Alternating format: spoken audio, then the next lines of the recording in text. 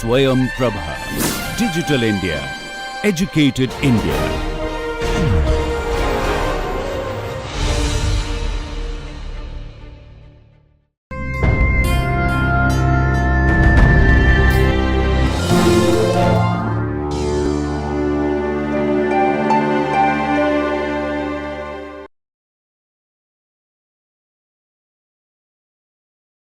So, in the last class we just began getting familiar with C. elegans as a model, right. So, we stopped at this slide, like sex determination is done by XX means hermaphrodite, X0 is male, right. So, we also saw the advantage of this because when it is easy to set up a cross as well as it is easy to set up self cross. Self cross is simply cloning a hermaphrodite. So, one of the big advantage of that is bringing recessive alleles to homozygosity and therefore seeing the phenotype is relatively straightforward. If you pick from a mating cross, if you pick the hermaphrodites and clone them, and 1/4 of their progeny will be homozygous. So, right away you will be able to see the phenotype. So, that is one of the big advantages of this system. So, let us move on. So, how to make use of this to discover new genes. So, before that, one more set of experiments which we are already familiar with. We have already learnt about fate mapping, right, in that lineage tracing. So, in that discussion what we did was we focused on finding the origin, the original cell from which an entire set of descendants, like let us say a tissue, from what embryonic primordial cells a given tissue is derived is what we learnt there. So, here we are going to do a little bit more advanced way of thinking about it. So, it will become clear as we go through. So, before that, so this shows you the early embryonic lineage, only a part of it, focusing on the germline just for clarity. So, the zygote with one nucleus we call it as the P0. So, that divides into two cells, one cell we call AB and another one we call P1. And if you look at the horizontal line, you find the one on the left little longer from this vertical one compared to the other one. That is not random, it is intentionally drawn that way to indicate that the cell on the left, that is AB, is a larger cell compared to P1. So, therefore, there is an asymmetry, and therefore, when I say this is anterior and this is posterior, it is not difficult, right.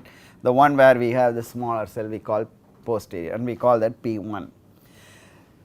So, some of the cytoplasmic components get segregated during this process to the posterior cytoplasm of P0, and therefore, they are inherited only in P1 and not in AB, and vice versa as well.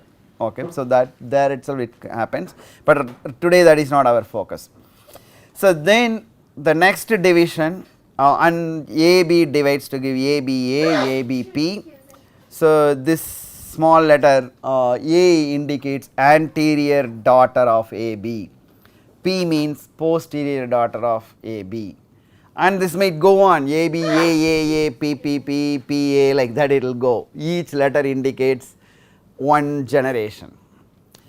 And P1 divides into two cells, one is called EMS, another one is called P2. So, these are same nomenclature as you saw in Ascaris embryo that was observed by Theodore Boveri in his experiments where he found chromosome diminution, if you remember, right. And then P2 divides C and P3 divides D. I said partial because I am not drawing all the descendants of these blue colored cells. Okay. So, only one we followed. So, this is a partial lineage. This is just to familiarize you with how this lineage is shown in a diagrammatic way. Okay. So, we call this as a lineage tree. So, we have this kind of lineage tree for all the 959 cells that make up the adult body. So, like ascaris, here again the embryonic cell division is invariant, it is exactly in the same pattern, only it divides in embryo after embryo, like automobiles produced in an assembly line. There are no variations at this stage. So, later in the adult stage you might find some worms little bigger, some worms little smaller, like longer or shorter, or some may be little obese compared to another one that may be leaner. That is due to changes in cell size itself. Okay. So, the embryonic cleavage pattern is invariant, by contrast our cell divisions are not invariant.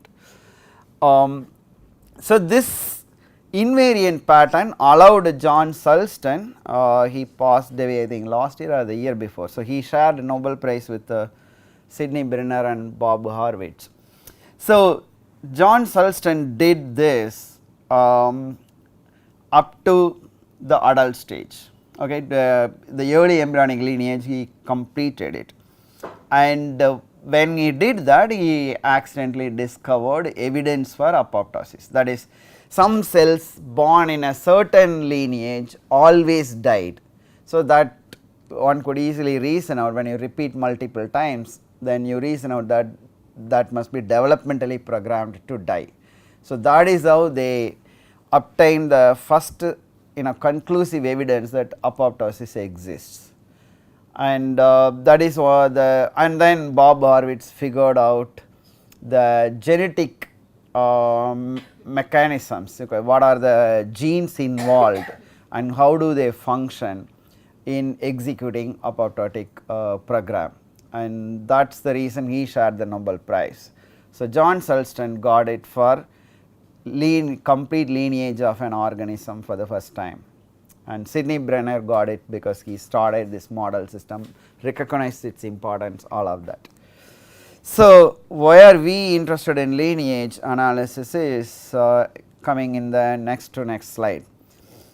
So, you can go ahead and kill a specific cell without affecting the other cells, okay, at different stages during embryogenesis, and then monitor the consequences. And when you do that, you can define a phenotypic defect of loss of function of a gene, meaning a gene function at a single cell resolution. Okay. In this particular cell, in this particular time, this gene must be functioning, then only this whole thing develops. Like that, at single cell resolution you can define a phenotype, okay, instead of telling this in the absence of this gene the plant will be dwarf. So, why is it dwarf?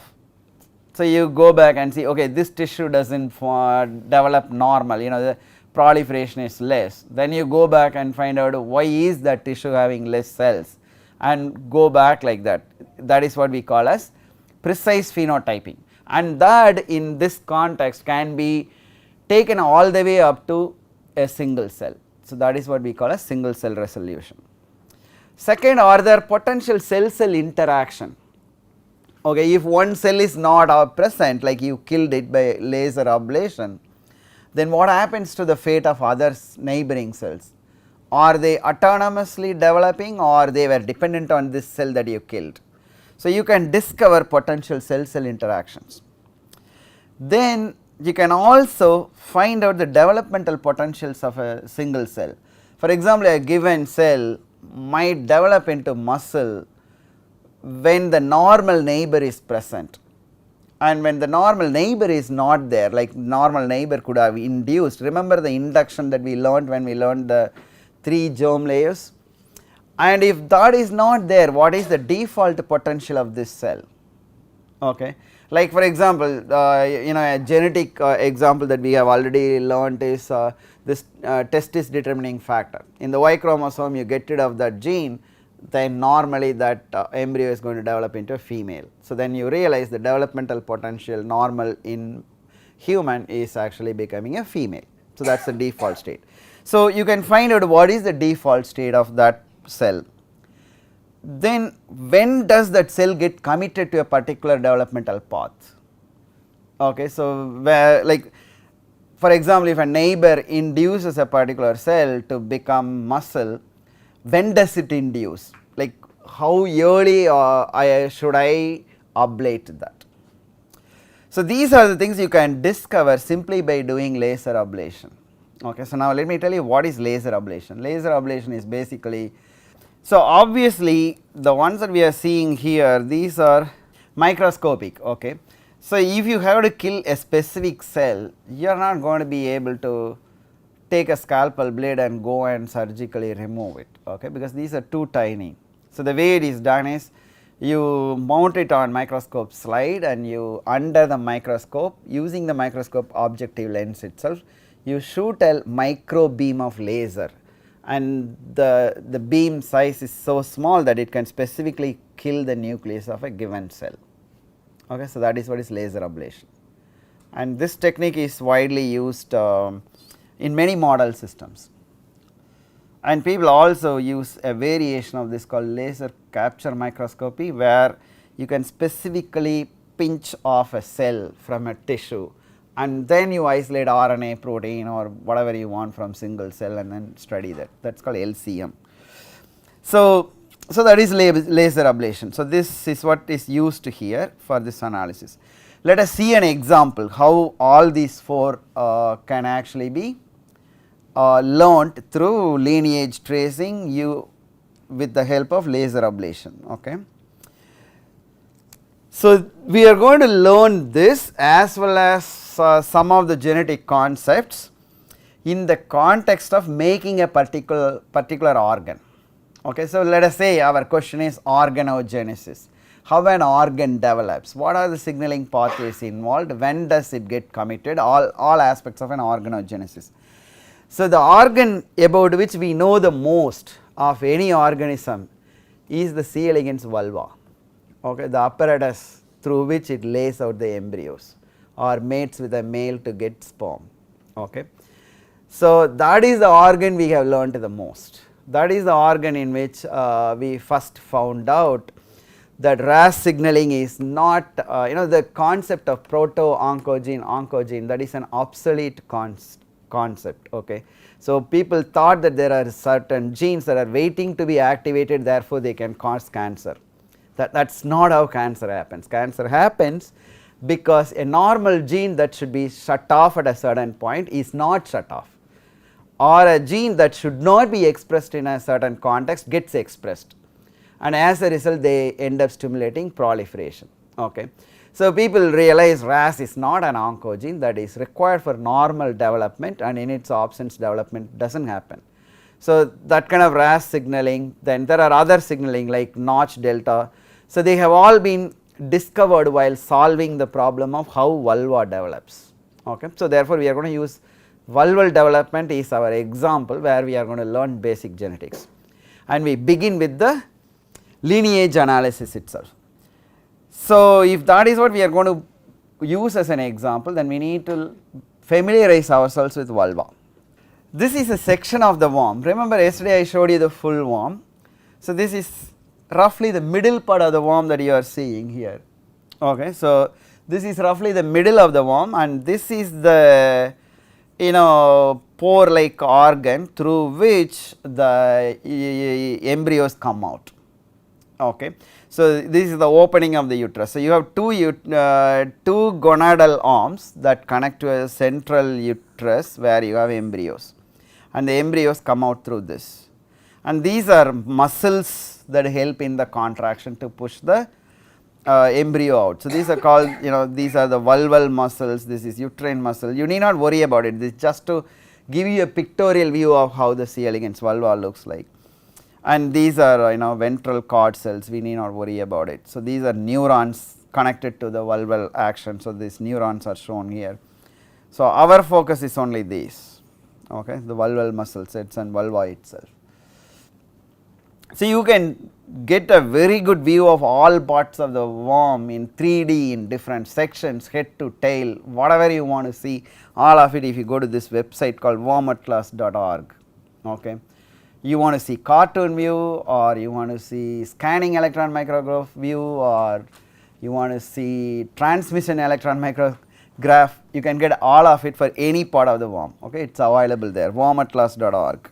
So this is looking really at the pore using SEM image that shows you this is the opening through which the embryo comes, and you see these many structures, they finally make that happen. And this is using GFP that is expressed only in this particular tissue. Okay, another example of tissue specific expression. Remember the crystalline protein coupled with GFP expressed only in the eye of the zebrafish. So similarly here again you have a tissue specific expression here. So this is vulva. Now our question is how to make a vulva. Okay. So this is the lineage diagram for vulva. So in the very early larval stage you have 6 cells.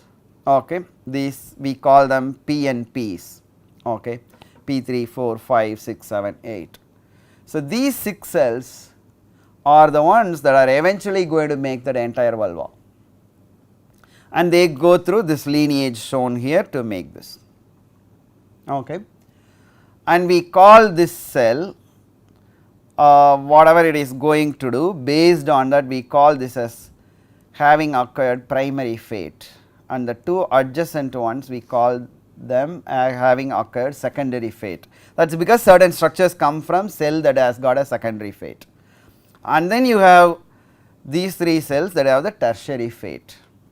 So from the early larval stage, then they get these 3 different fates, and based on those fates then they end up following this lineage.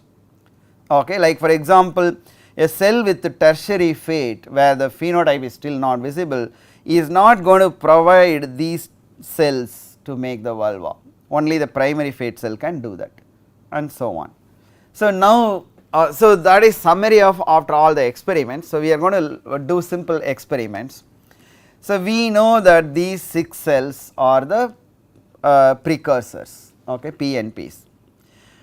Now in an intact animal you follow the lineage of any one of the 6, then you end up finding P3P is always giving rise to tertiary fate, and P4 and so on. P6 always gives primary fate, and based on that you say it is invariant pattern.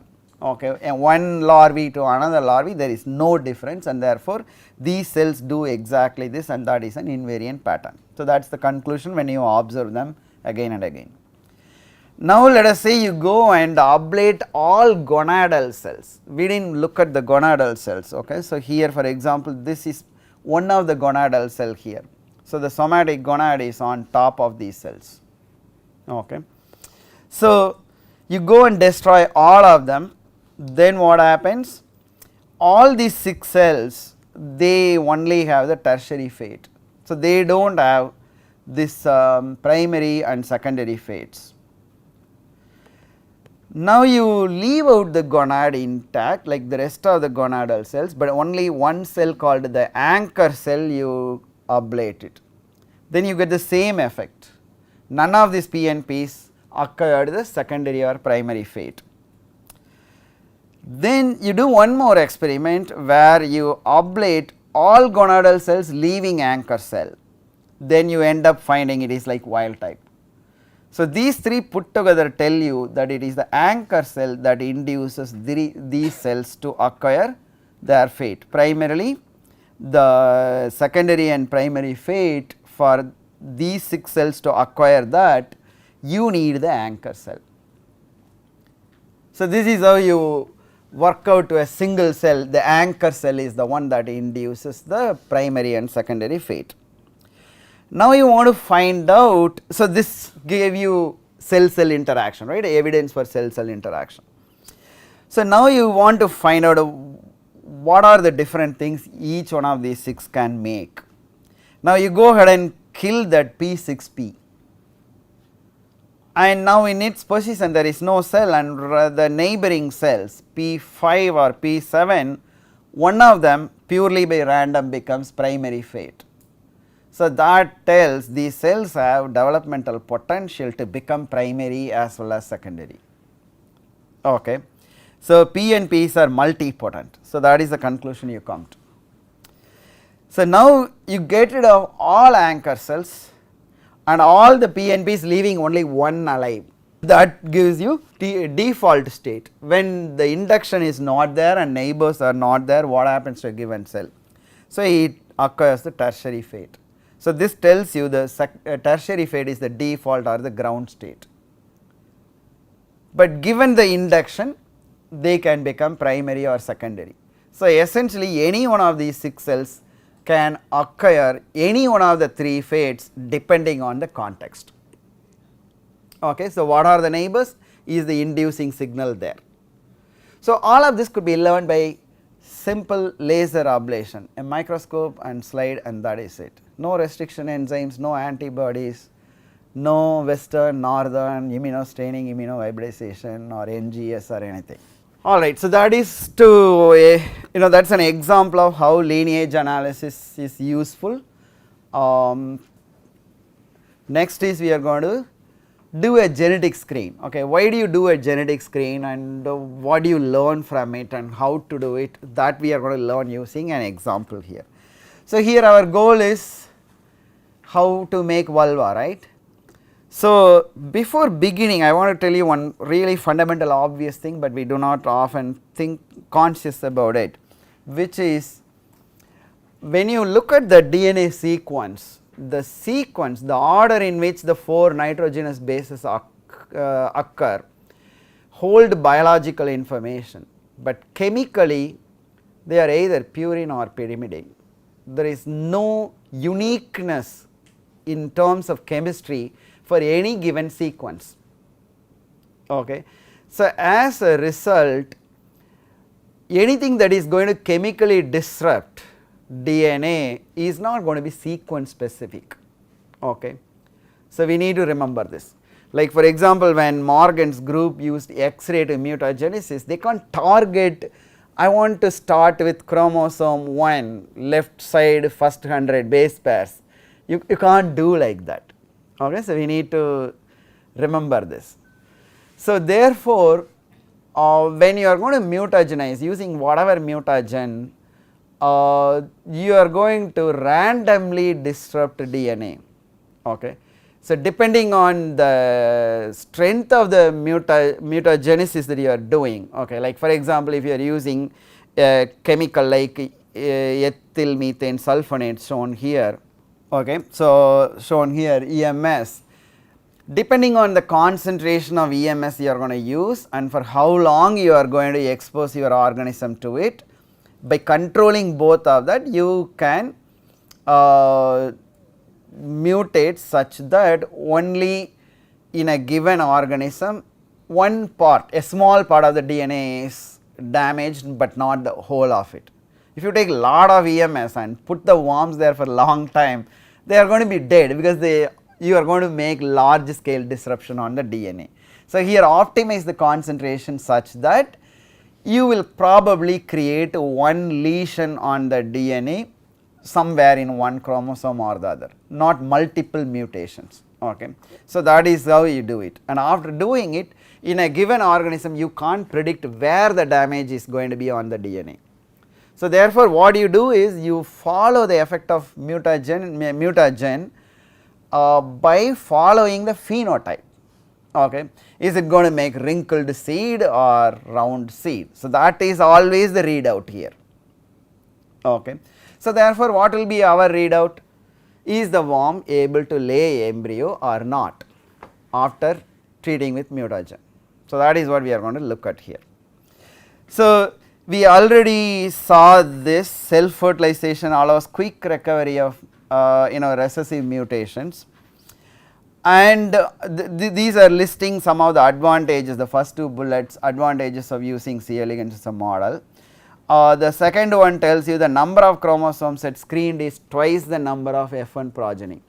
So what that means is, if you are going to take let us say hermaphrodites, okay, you wash a plate a few 10,000s of hermaphrodites, young adult, and soak it in a solution containing EMS, you are likely to have sperm, in some cases sperm where mutation has happened, some cases oocytes where the mutation has happened.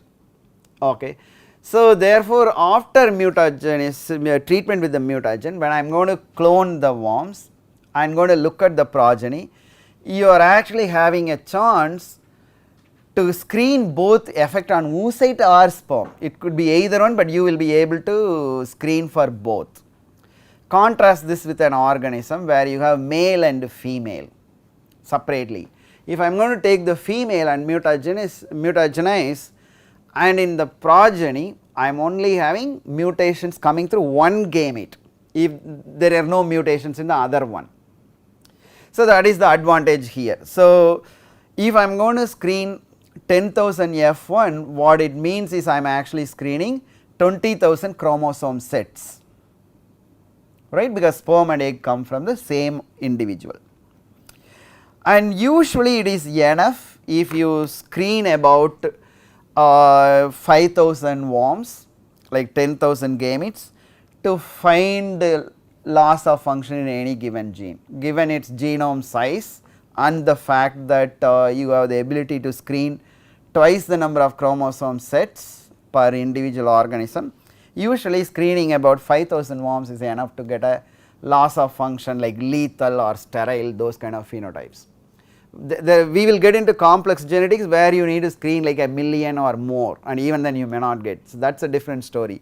But to pluck the low hanging fruits, mutagenize and look at about 5,000 worms, that is good enough. It is very readily doable. Okay. So usually 50 millimolar EMS is what is used, and they usually soak it about for a few hours, no more than that. Then they wash off the EMS and then put on plates, allow them to feed on E. coli, and then you collect embryos from them. Okay, so this is an actual screen here.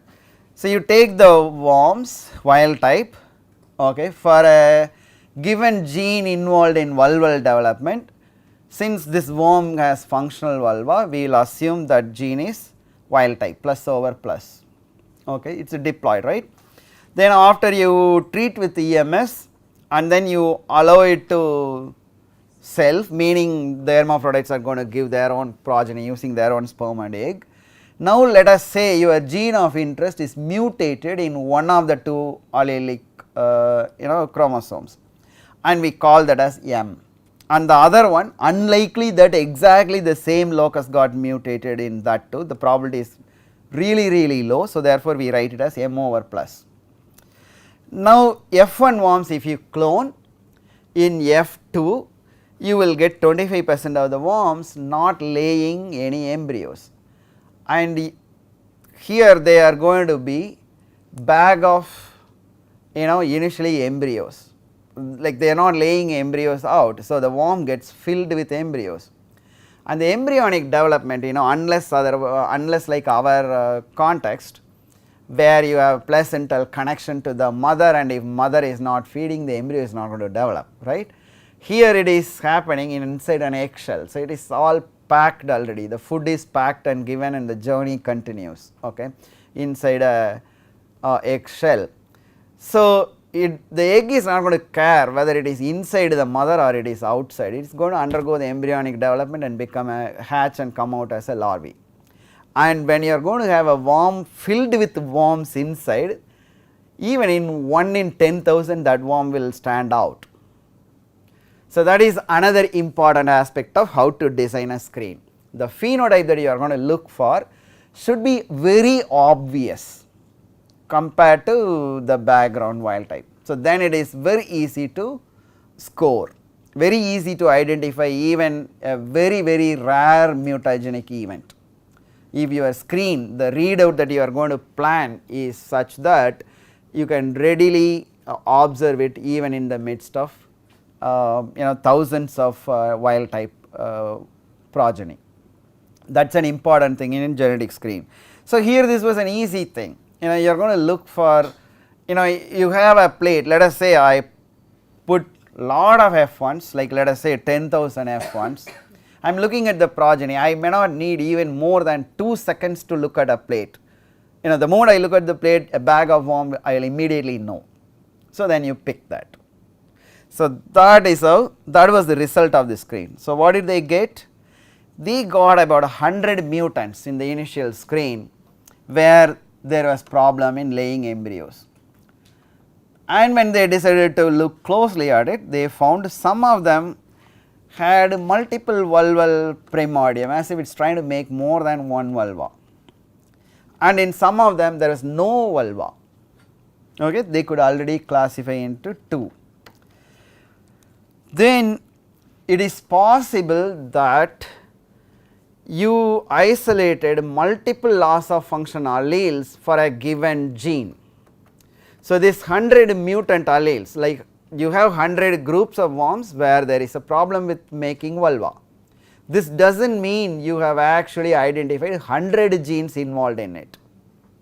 Is this clear? Some of them, maybe you got 10 alleles for one gene, and maybe in another gene you got only one allele. So, it is all possible. So, how do we identify how many genes did we actually mutagenize? So, and that is where you do complementation. So, have you heard of complementation earlier? Right, you do complementation whenever you clone in PUC18 derived vector like blue script or whatever, blue colony or white colony, that is a complementation, alpha complementation, you do that there.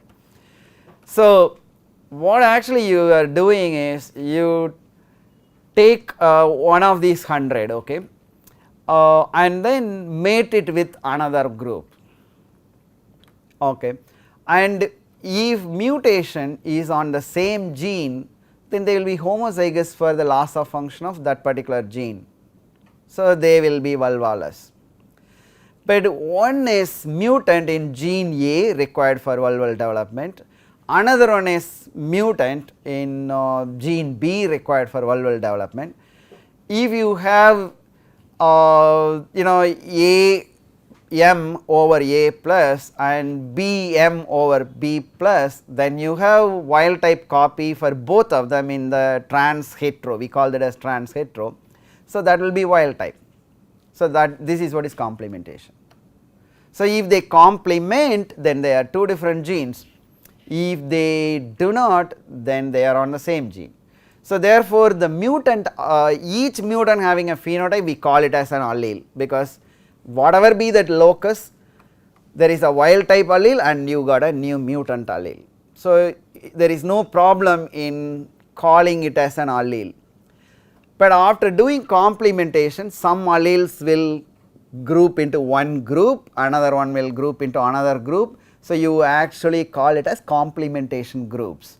So, each complementation group is essentially mutations for a given gene, alleles of one gene. So, this is how the scientists came down to 20 different genes. So, one mutagenesis screen, then complementation, now we have 20 genes in vulva development. Okay. All right. So, now let us go further. Okay, 20 different genes involved in vulval development, but then we are working not on a difficult organism. So, here we know invariant lineage, we know laser ablation, and we thought that we can define phenotype to single cell resolution, right. So, let us do that.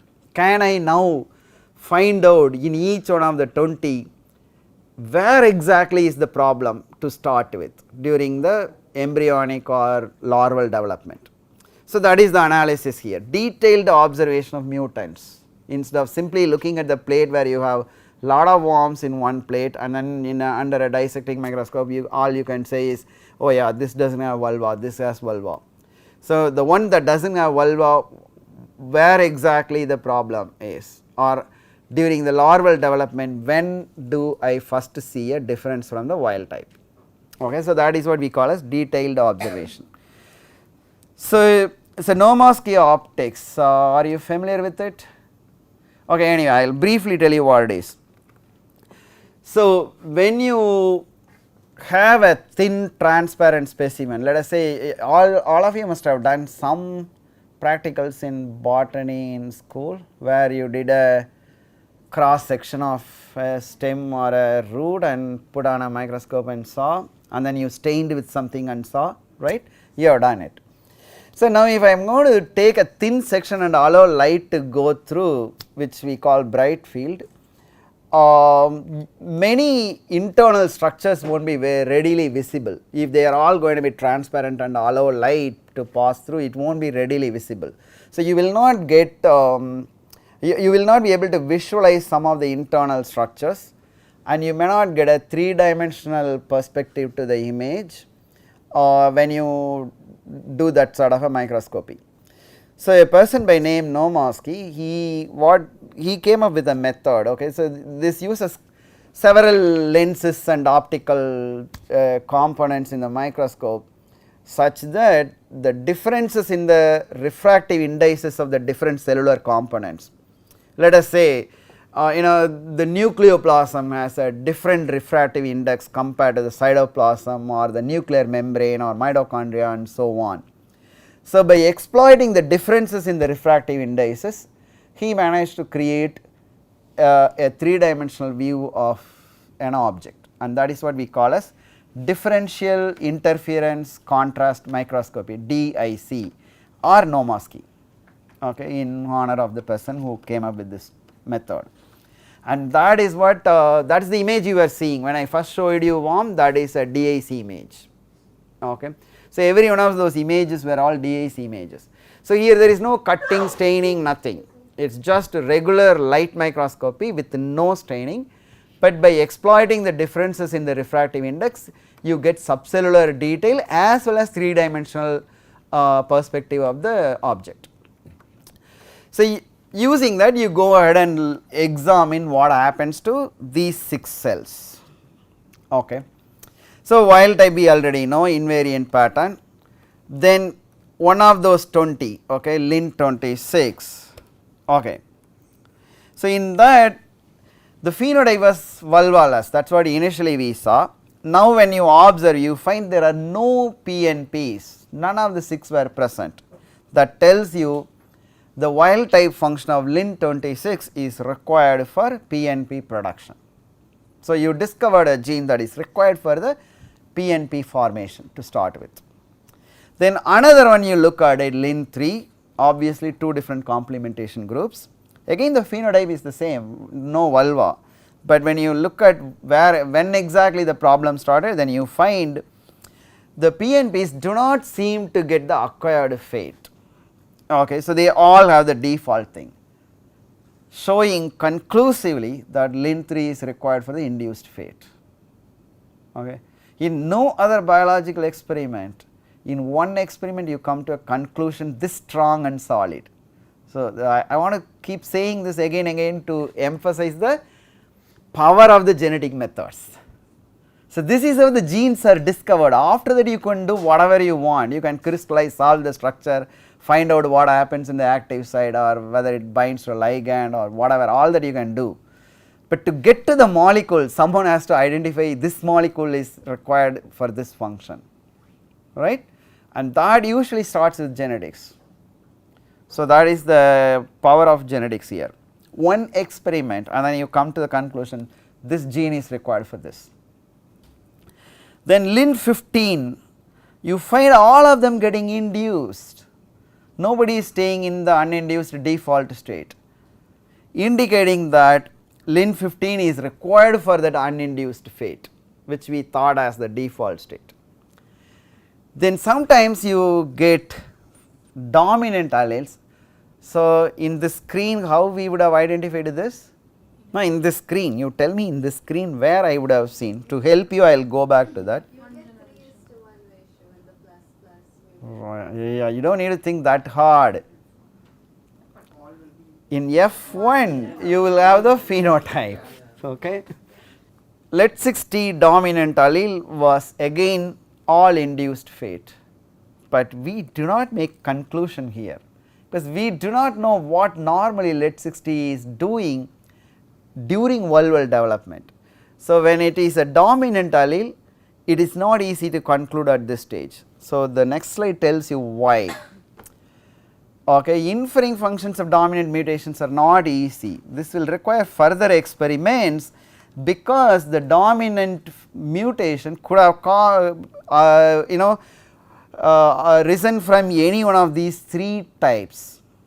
It may be hypermorphic, meaning normally expressed, now you are actually expressing lot more, you are probably producing the gene product multiple doses or at least more than the normal. So therefore normal, what it does you can't immediately say, or it could be neomorphic, meaning it may be a new function. Normally this protein does not have that at all, like many of these neurodegeneration phenotypes, the cause is actually a new function of the protein. Like for example, if you take a protein like superoxide dismutase, normally it is a superoxide dismutase, but a mutant version means it aggregates. That aggregation is a neomorph, it is a new phenotype. So you do not know whether the dominant allele was a hypermorphic allele or is it a neomorphic, you do not know right at that step. Or it could be antimorphic, it is opposing what it normally does. Normally probably it suppresses something, but the mutant version is actually not 0, instead it is promoting that. So that is antimorphic. So the dominant allele could be any one of these 3, and unless otherwise you identify which one of these 3, you can't immediately conclude from the observed phenotype. So usually to settle clearly on such things like what is the wild type function of that gene, you need to get a recessive loss of function alleles as well. Okay. So we will stop here. So in the next class we are going to continue on this. Okay, I found mutants, I have done complementation, now I have one allele for a given gene, let us say for our Lin26. Now where is Lin26, on which chromosome and what protein it encodes. Okay. So we will try to focus on in the next class. Then we will move on to how do we handle dominant alleles. Okay.